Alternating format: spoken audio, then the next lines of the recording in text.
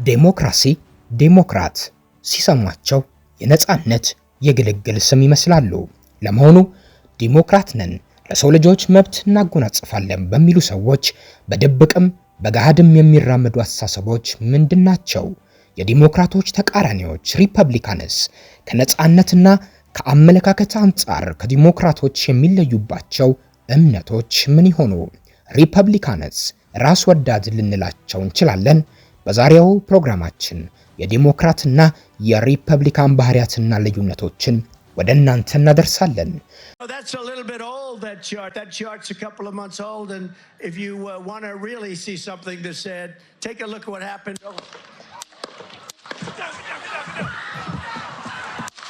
ዲሞክራቶችና ሪፐብሊካን በሐሳብ ሳይሆን በቀለምም ጎራ ከፍለዋል።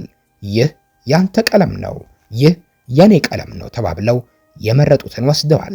ዲሞክራቶች ፈጣሪ አለ የሚሉ አይመስሉም። የፈጣሪ ስም ሲጠራ እኛ ምን አገባን ዞር በሉ ሲሉ ይደመጣሉ። በግለሰብ መብትም ያምናሉ። ማንም ሰው የፈለገውን መሆን ይችላል ሲሉ ሪፐብሊካኑ በበኩላቸው ሰዎች መሆን የማይችሉት የተፈጥሮ ሕግ አላቸው፣ ስለዚህ የተፈጥሮን ሕግ ሊጠብቁ ይገባል እንጂ ከሱ ሊያፈነግጡ አይገባም፣ ባህልና እምነታችን መጠበቅ አለበት ሲሉ ይደመጣሉ። ወግ አጥባቂዎቹ ከዓለማውያኑ፣ ሪፐብሊካን ከዲሞክራት። ዲሞክራቶች በአጠቃላይ እንደ ሊበራል ይቆጠራሉ። ሪፐብሊካኖች ግን እንደ ወግ አጥባቂ ተደርገው ይታያሉ። ሰዎች ነን፣ ባህልና እምነት አለንም ይላሉ። ዲሞክራቶች በኢኮኖሚ ጉዳዮች እንዲሁም በተለያዩ ደንቦችና በማህበራዊ ደህንነት ፕሮግራሞች ውስጥ ትልቅ የመንግስት ጉልህ ድርሻ ያስፈልጋል ሲሉ፣ ሪፐብሊካኖች ግን በተለምዶ በኢኮኖሚ ውስጥ ብዙም ያልተሳተፈ የህዝቡን ጫና የሚቀንስ መንግስትን ይፈልጋሉ። ይህ በመንግስት መጠን ላይ ያለው ተቃራኒ አመለካከታቸው ማሳያ ከሆኑ ነገሮች መካከልም በታክስ ላይ ያላቸው አቋም ጉልህ ማሳያ ሊደረግ ይችላል። ዲሞክራቶች የመንግስትን በኢኮኖሚውና በህዝቡ ላይ የተስፋፋው ሚና ለመደገፍ ተራማጅና ከፍተኛ ታክስን ይጥላሉ። ሪፐብሊካኖች ደግሞ ለዜጎቻቸው በማሰብ ለሁሉም ዝቅተኛ ግብርን ይጥላሉ። ሪፐብሊካኖች ለውትድርና ትልቅ በጀት ይደግፋሉ። እንዲሁም ብዙውን ጊዜ የአሜሪካ ብሔራዊ ደህንነት ጥቅሞች በብቸኝነት ያሳድዳሉ። እንደ ማሳያ ይሆን ዘንድ ዶናልድ ትራምፕ በቅድሚያ ምርጫውን ማሸነፋቸውን ተከትሎ ያነሱት ሐሳብ የዩክሬንና የሩሲያን ጦርነት ሲሆን አሜሪካ ለዩክሬን በጦርነቱ የለገሰችው በርካታ ሚሊዮን ዶላሮች ሪፐብሊካኖች የማይደግፉት ይልቁንስ ሌላ ሀገር ሳይሆን የራሷ አሜሪካ ካዝና ውስጥ ተቀምጦ የውትድርና ተቋማቷን እንዲያግዝ ይሻሉ። ለዚህም ነው ጦርነቱን አቁሙ፣ የአሜሪካንን እርዳታ ለዩክሬን መቀነስ የፈለጉት። ዲሞክራቶች ግን መልቲላቴራሊዝምን ይመርጣሉ። ምናልባት ይህን ምርጫ ዲሞክራቷ ካማላ ሃሪስ አሸንፋ ቢሆን ዩክሬን ተጨማሪ የጦርና የገንዘብ እርዳታ በተደረገላት ነበር። ትራምፕ ግን ለዩክሬን ጦርነቱን አቁሚ፣ ከዚህ በኋላ አሜሪካ የምትረዳሽ ነገር ቢኖር በድጋሚ ጥቃት ከተሰነዘረብሽ እንኳን መቃወሚያ መከላከያ መሳሪያን እንተክልልሻለን፣ ግን ላንቺ የምንደግፈው ገንዘብ ሆነ የጦር መሳሪያ አይኖርም በማለት የዜሌንስኪን ቅስም ሰብረውታል። በማህበራዊ ጉዳዮች ላይ ዲሞክራቶች የበለጠ ነፃነቶችን ይፈልጋሉ። የግብረ ሰዶማውያንን እንቅስቃሴን ጨምሮ የጾታ ማስቀየርን ይደግፋሉ። ከነዚህም አራማጆች ደግሞ በርካታ ሚሊዮን ዶላሮችን ይቀበላሉ። በተቃራኒው ሪፐብሊካኖች ደግሞ የበለጠ ባህላዊ እሴቶችን ይከተላሉ። በእንደዚህ ያሉ ጉዳዮች ላይ የመንግስት ጣልቃ ገብነትንም ይደግፋሉ። ሰው ከተፈጥሮ ሕግ መውጣት የለበትም ብለውም ያምናሉ። ዶናልድ ትራምፕ እኔ የማውቀው ጾታ ሴትና ወንድ ብቻ ነው፣ የሚጋባውም ተቃራኒ ጾታ ብቻ ነው፣ ጾታ ማስቀየርም ሆነ ግብረ ሶዶማዊነትን አላውቅም፣ አልደግፍም፣ በእኔ ስልጣን ዘመን እንዲህ ብሎ ነገር አይሰራም በማለት ገልጸዋል። በትምህርት ተቋማቱ 10ቱ ትዕዛዛትን እለጥፋለሁ፣ ዜጎች በዚህ ታንጸው እንዲኖሩም አደርጋለሁ ሲሉ ተደምጠው ነበር። ሌላው ዲሞክራቶችና ሪፐብሊካን በከፍተኛ ሁኔታ ልዩነት ውስጥ የሚገቡት ሐሳብ የጽንስ ማቋረጥ ላይ ሲሆን ዲሞክራቶች በአጠቃላይ የጽንስ ማቋረጥ መብትን ይደግፋሉ። ሪፐብሊካኖች ግን አይደግፉትም። ሪፐብሊካኖች ጽንስ ማቋረጥ ወንጀል መሆኑን በሕግ ጭምር አስደንግገዋል። ከሃይማኖት አንጻር ዲሞክራቶች ላላ ያሉ ሲሆኑ ሪፐብሊካኑ ግን ጠንካራ ናቸው። ሪፐብሊካኑን በመወከል የአሜሪካ ፕሬዝዳንት በመሆን የተመረጡት ዶናልድ ትራምፕ ቅዱስ ሚካኤል ጠባቂ ነው፣ ከክፉ ነገሮች ሁሉ ይጠብቀኛል፣ እግዚአብሔር ከሞት ያተረፈኝ አሜሪካንን ወደ ቀድሞ እምነቷና ባህሏ እንድመልሳት ነው በማለት በአደባባይ ተናግረዋል። በማህበራዊ ሚዲያዎቻቸውም ጭምር የቅድስት ድንግል ማርያምን ምስል ጨምሮ የተለያዩ የእምነት መልእክቶችን በማጋራት ይታወቃሉ።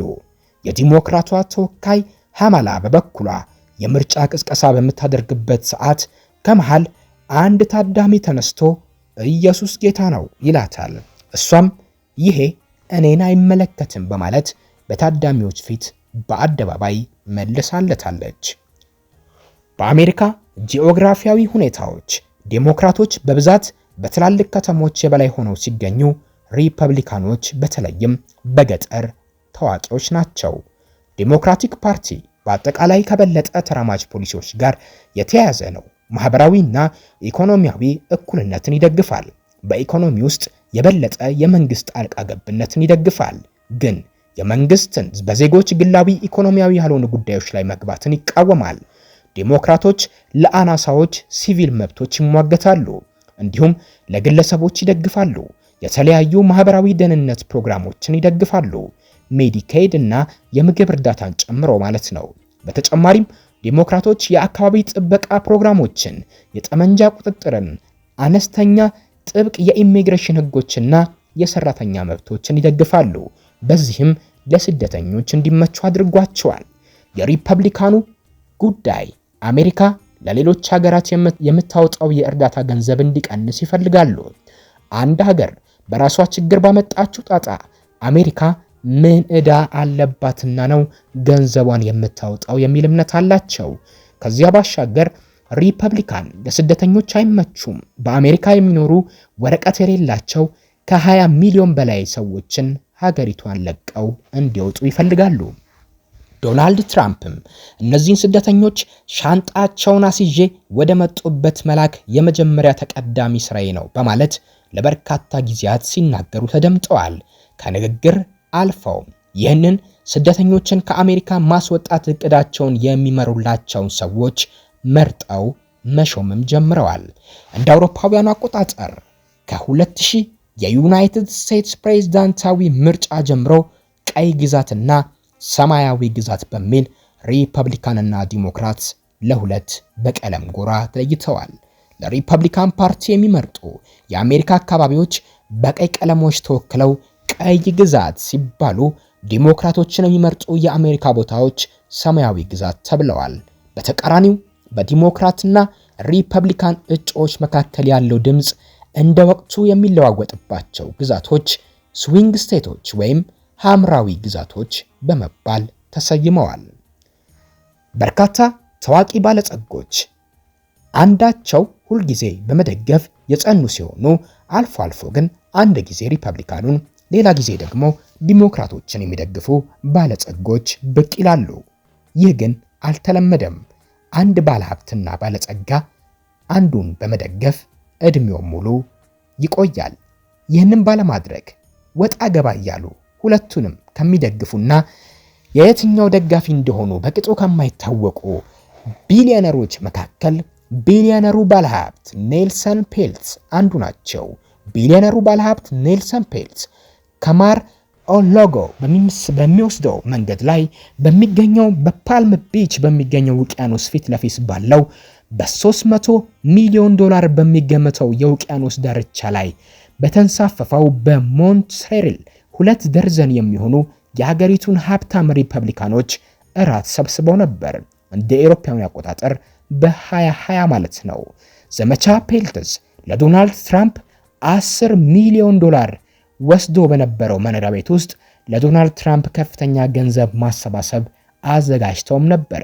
በዚህም የሪፐብሊካን ወዳጅ ሆኑ ተብለው ሲነገር፣ ነገር ግን በጃንዋሪ 6 2021 በፈረንጆቹ አቆጣጠር ካፒቶል ላይ ከደረሰው ጥቃት በኋላ ፔልትዝ ልክ ፕሬዝዳንቱን በይፋ አውግዘዋል። እንደ አውሮፓውያን አቆጣጠር ጃንዋሪ 7 ከሲኤንቢሲ ጋር በተደረገ ቃለ መጠይቅ ለትራምፕ ድምጽ በመስጠታቸው ህዝቡን ይቅርታ ጠይቀዋል። ተጸጽቻለሁ፣ እናም ትራምፕ ለዚያ ቀን ውርደት ሁሌም ሲታወስ ይኖራል ብለዋል። አሜሪካዊ እንደመሆን መጠን አፍሬያለሁ ሲሉም አክለው ነበር። ከዚያም በኋላ ከትራምፕ ጋር ያላቸው ግንኙነት ሻክሯል። ታዲያ በየትኛው እንደሆኑ ይህ ነው የማይባልላቸው ባለሀብቱ አሁን በተደረገው ምርጫ ዲሞክራቶችን ይደግፋሉ ተብለው ሲጠበቁ እንዲህ አሉ። ዶናልድ ትራምፕን አልወድም፣ እሱ አስፈሪ ሰው ነው። ነገር ግን አገራችን በመጥፎ ቦታ ላይ ነች። እናም በጆ ባይደን እና በካማላ ሃሪስ በዲሞክራቶች አቅም ሀገራችን ወደ ታላቅነቷ አትመለስም። በዚህ አይችሉም። ስለዚህ ምንም ያህል ትራምፕ ብጠላውም ሁላችንም ድጋፋችንን ለሱ መስጠት አለብን። ሁላችሁም ለአሜሪካ ወደፊት ብሩህ ተስፋና ታላቅነት የምትመኙ አሜሪካውያን ዶናልድ ትራምፕን ምረጡ በማለት ያልተጠበቀ ንግግር ተናገሩ። ዲሞክራቶችና ሪፐብሊካን በጥቂቱ እንዲህ ናቸው።